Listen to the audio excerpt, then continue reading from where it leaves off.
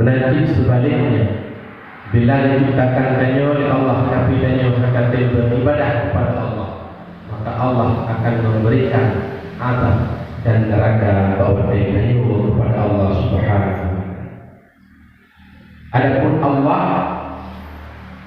jum tanya nak beribadah kepada Allah atau hana tanya beribadah kepadanya, Allah tetap maha berkuasa. Allah tetap maha yang mulia dan maha segala-galanya. Maka hana muefek dengan detik tatim katanya beribadah, Allah akan tambah perkasa hana muefek itu. Dan kalau katanya tatim beribadah kepadanya, nyopun hana muefek, Allah akan turun martabatnya. Maka hana pengaruh satu dengan ibadah tadi.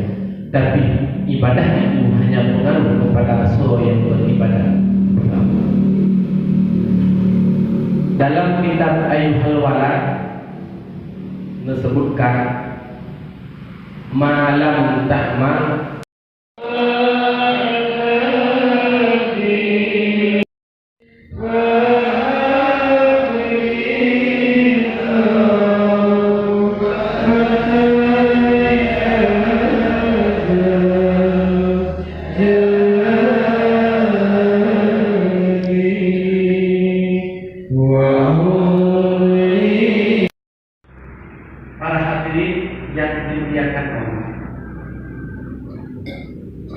dalam kitab yang sama Ayyuhal Walad oleh Rasul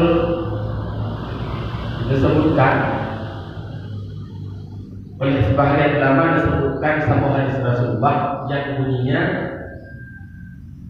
qalabul jannati bila amalin tampun minatul, lakai surga Allah dengan hana amal itu merupakan sebuah dosa daripada segala dosa-dosa. Lakai surga tapi amal nanti, ya Allah ngebilong bermerukok surga sembahyang handa yang handa berkuku dia, puasa handa yang kerjakan, beribadah yang lebih pun dia handa dia, maka lakai surga dengan handa ketil beramal itu merupakan dosa. Bukan wabuk merupakan dosa. Yang pertama dosa hanya beramal. Yang kedua